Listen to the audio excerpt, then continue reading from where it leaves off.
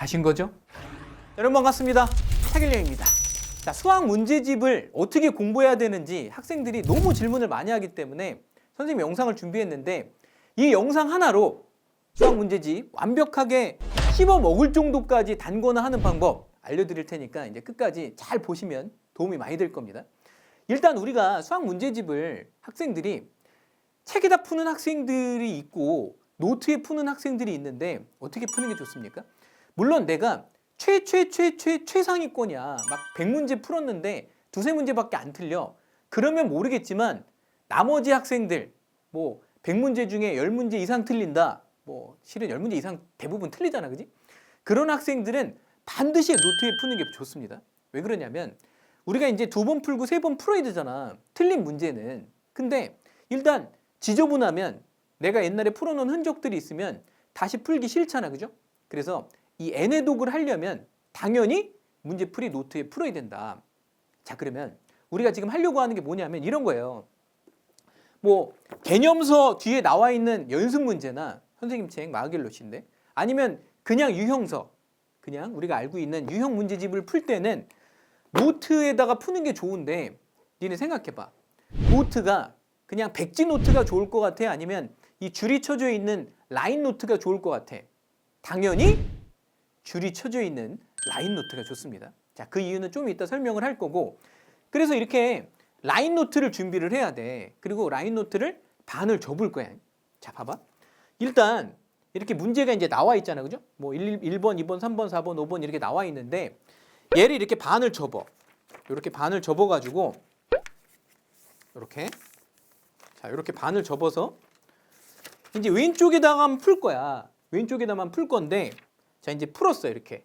자, 1번, 2번 이렇게 풀었고, 딱 보니까 이제 1번은 풀었는데, 아, 그리고 문제는 써도 되고 안 써도 돼. 그건 자기 마음이야. 상관없어. 근데 이제 선생님 같은 경우는 지금 이제 문제를 썼는데, 그거는 이제 문제를 좀 잘 읽기 위해서 다 쓰는 게 아니라 그냥 핵심만 쓴 거야. 핵심만. 그래서 이제 1번은 뭐 풀었어. 근데 2번은 딱 보니까 풀다 막혔어. 그리고 뒤에 이제 3번, 4번 이렇게 뭐 지금 보니까 4번도 막혔네. 그럼 이제 이렇게 프리노트에다가 풀었단 말이야. 그죠? 이제 지금 이게 이 접은 선이 지금 스캔 떠가지고 잘 안 보이는데 하여튼 접어가지고 푼 거야. 그럼 이제 채점의 순간이 왔죠. 그러면 이제 해설을 펴가지고 채점을 한다고. 그럼 이제 어떻게 되냐면 여기는 이 문제집은 풀이는 전혀 없고 채점의 결과만 있는 거야. 그리고 나중에 회독 표시만 할 건데 뭐 맞은 건 당연히 이제 뭐 동그라미 칠 거고 틀린 건 X 할 거고 세모는 뭐냐면 맞긴 맞았는데 실은 정확하게 알아서 맞은 게 아니라 그냥 얼추 맞은 거야. 풀다 보니까 양심상. 그래서 세모 표시해 놓고 얘는 이제 내가 다시 풀어봐야 되는 문제야. 자, 인제부터가 중요해. 인제부터가 중요한데, 자, 뭐 1번은 지금 보니까 뭐 이건 선생님 강의를 듣고 뭐 내가 강의에서 이제 중요하다고 하면 그런 건 별표가 있잖아. 그래서 별표 있으면 여기다 이제 이렇게 별표를 쳐. 이렇게 별표를 쳐놓고, 그리고 나서 옆에다가, 여기 잘 안 보이지? 내가 가려서 옆에다가 보면 필기를 하는데 이건 내가 맞았지만 여기 보니까 이제 이 필기는 뭐냐면 이제 강의가 뭐 있는 경우도 있고 없는 경우도 있겠지만 강의가 없는 경우는 해설을 보고, 그러니까 내가 맞기는 맞았는데 니네 맞은 문제 해설 봐야 돼, 안 봐야 돼? 맞은 문제도 해설 봐야 돼. 왜냐면 내가 풀어서 답은 맞췄지만 내가 푼 거보다 실은 해설이나 아니면 선생님 강의에서 훨씬 더 잘 풀었을 수도 있기 때문에 해설을 당연히 봐야 돼. 근데 많은 학생들이 내가 틀린 문제만 해설 보는데 그거 아니야. 내가 맞은 문제도 해설을 봐야 돼. 그럼 지금 보니까 전혀 다른 방법의 해설을 지금 해놨어. 강의에서 이제 한 건데. 그래서 보니까 이건 그냥 모범 답안스러운 거고, 여기서는 이거를 무슨 원점을 지나는 직선, 그래서 도형으로 이해를 해놨네. 그렇죠? 그리고 또 뭐가 중요하냐면 이 옆에는 이제 해설을 써놓는데 커멘트가 제일 중요해. 왜냐면 우리가 이제 얘를 계속 반복해서 볼 건데 이 커멘트가 왜 중요하냐면 내가 이 문제를 틀린 이유가 뭔지, 내가 뭘 몰라서 틀렸는지 그런 이유를 당연히 적어야 되고, 그리고 뭐 내가 주의해야 될 사항, 그리고 뭐 그 내가 조건을 빼먹었다 이런 것들, 뭐 계산 실수였다 이런 것들을 다 써놔야 그걸 보면서 나중에 이제 우리가 반복해서 볼 거 아니야, 그지? 아 얘는 맞아 그때 내가 조건을 뭐 자연수 조건을 빼먹어서 이걸 틀렸어. 아니면 내가 아 그때 뭔가 이렇게 약분을 잘못해서 틀렸어. 이렇게 다 모든 것들을 기록해 놓으면 반복해서 볼 때 훨씬 더 효율적으로 빠르게 리뷰할 수 있어요. 그리고 사람이요 이 그냥 이렇게 수식만 있으면 이 영혼이 없는 필기야. 뭐가 좋냐면 감정을 담거나 아니면 뭔가 이렇게 스토리텔링식으로 스토리가 있는 게 좋아. 그러니까 여기도 보면 이렇게 써 있잖아. 뭐 누구냐 넌 뭐 이렇게 그죠? 이 식을 보고 그리고 여기도 보면 뭐 연결고리를 찾아내자. 그리고 뭐 내가 만약에 또 뭔가 실수했다 그러면 뭐 여기다 이제 그렇게 써놓는 거야. 내가 한 번 더 틀리면 뭐 책상에 머리 5번 박는다. 이런 걸 왜 써놓냐면 그게 중요한 게 아니라 이 문제의 해설이나 이 문제의 핵심을 나중에 한 달 뒤에 2달 후에 떠올려야 되는데 우리가 문제를 뭐 50문제, 100문제, 200문제 이렇게 풀다 보면 니네 입장에서는 이게 기억이 안 난다고. 그래서 뭔가 이렇게 감정이나 뭐 선생님이 그러니까 공부할 줄 아는 애들은 선생님 강의를 들을 때도 필기를 할 때 선생님 개그까지 적어놓는 애들이 있어.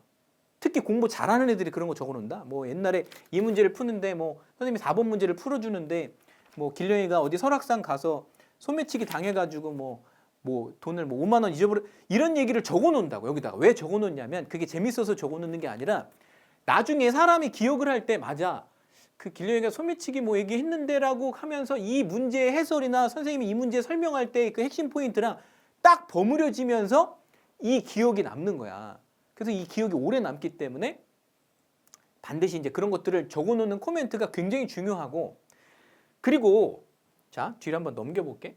여기도 보니까 뭐 이제 그죠? 이런 거 써놨네. 항등함수는 거울이다. 뭐 이렇게 그죠?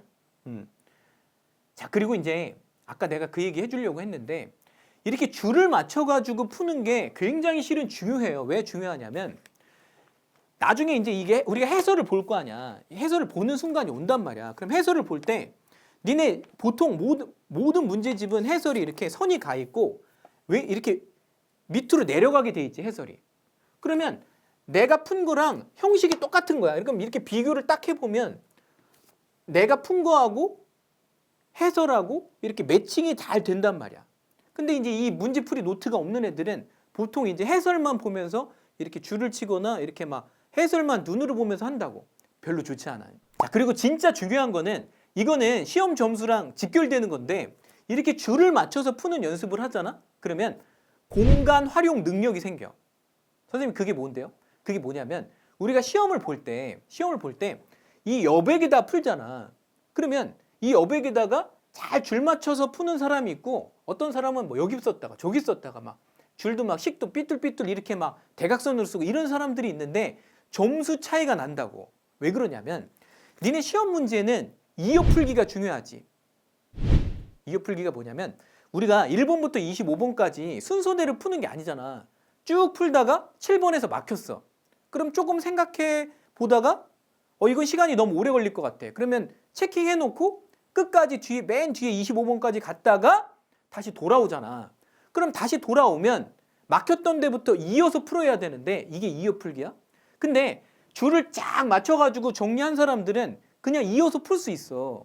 근데 많은 학생들이 이어 풀기가 안 되고 아니 돌아왔는데 막 아까 풀 때 막 여기 썼다 저기 썼다 막 식도 여기 썼다 그러니까 자기가 막 쓴 게 헷갈려. 그러니까 심리적으로 불안하니까 처음부터 푸는 학생들이 의외로 많다고. 거기서 시험 시간에 막 금쪽 같은 30초 40초를 날려먹는 거야. 그래서 이어 풀기가 가능하려면 어떻게 해야 된다? 이렇게 줄을 맞춰서 쓰는 게 굉장히 중요하다. 그리고 이렇게 줄 맞춰서 쓰면요 이게 자동적으로 서술형 대비까지 되는 거고 그리고 자기의 그 생각의 흐름도 논리적으로 정연하게 이렇게 하는 그죠? 수학적으로 논리 정연하게 하는 연습이 되기 때문에 꼭 이렇게 라인 노트에 푸는 게 중요하다는 거. 자 그리고 선생님이 진짜 중요한 노하우를 하나 가르쳐 드릴 텐데 그게 뭐냐면 우리가 지금 오른쪽에 이제 뭐 강의를 듣건 뭐 모범 답안을 봤던 이제 뭐 필기한 게 있을 거고 다시 풀어봐야 되잖아. 이렇게 틀린 문제나 세모 뭐 이렇게 아리까리한 문제는 내 스스로의 힘으로 다시 풀어봐야 되는데 오른쪽에 있는 해설을 보면서 풀어보는 건 말도 안 되지. 그거 이제 의미 없는 쓸데없는 짓이고 어떻게 해야 되냐면 지금 이 노트에서 이 오른쪽에 있는 필기 부분을 어떻게 해야 돼? 이렇게 싹 접으면 안 보이죠? 이 상태에서 내가 4번 틀린데 풀다가 이제 막혔어. 그러면 이제 이어서 풀 건데 잘 안 보이죠, 지금. 여기서 보니까 4번을 원래 풀다가 이제 막혔단 말이야. 그러면 중요한 포인트가 뭐냐면 이 막힌 지점 여기를 파란 선으로 이렇게 하나 그어놔. 그럼 이게 뭐냐면 내가 막힌 지점이야. 그럼 나는 이제 뚫을 수 있는 능력이 있어, 현재. 왜? 아까 공부를 했으니까. 오른쪽에 이제 이 안에 들어가 있지만 이렇게. 그죠? 자, 그러면 이렇게 선을 긋기 시작을 하면 이 나중에 이제 문제풀이 노트를 보면 문제마다 틀린 문제나 세모 표시는 이런 선들이 되게 많단 말이야. 이게 뭐냐면 내가 막힌 지점이야. 항상 문제가 막힌 지점 때문에 문제가 되는 거니까. 그쵸? 이 선을 아주 유심 있게 복습할 때 보고 앞뒤로 이제 이 선의 전과 선의 후를 잘 관찰해서 복습을 하면 그 문제를 뚫을 수 있는, 이 파란 선을 뚫을 수 있는 능력이 점점 길러지고 나중에는 이런 문제를 기억도 해. 아, 내가 여기서 막혔구나. 근데 이렇게 뚫었구나. 이런 능력까지도 생긴다고. 어떤 학생들은 또 이렇게 질문할지도 몰라. 선생님, 제가요 끝까지 다 풀었는데 완전히 그냥 처음부터 끝까지 그냥 완전히 엉뚱하게 풀었고 공간은 지금 하나도 없어요. 파란 선 지금 긋는 것도 지금 뭐 이건 공간도 없어요. 그런 경우에는 어떻게 해야 돼? 그냥 지우개로 지우면 되는 거죠. 그래서 내가 이 풀이 노트를 풀 때는 이 필기 오른쪽이야.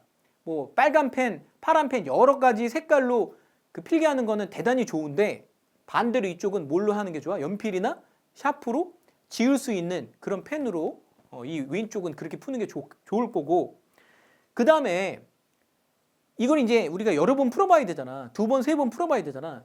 그러면 1-1을 저 뒤에 가서 이제 일정 시간이 지나서 뭐 일주일에 다시 풀었어.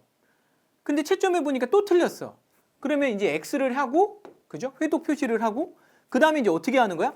다시 내가 옛날에 풀었던 1-2번 이 앞부분으로 찾아가는 거지. 찾아가서 뭐야? 아, 옛날에 이게 지금 코멘트가 써 있을 거 아니야. 아, 옛날에 이거 생각 못 해가지고 내가 지금 못 풀었는데 또 생각을 못 했네? 그래서 코멘트를 또 써놓는 거지. 뭐, 또 틀리다니.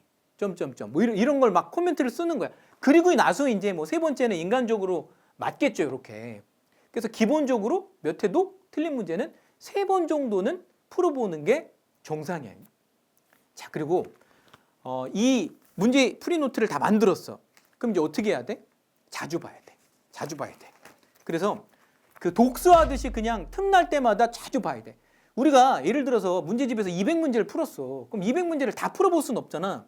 근데 풀이 노트를 이렇게 쭉 독서하듯이 보는 거는 금방 본다.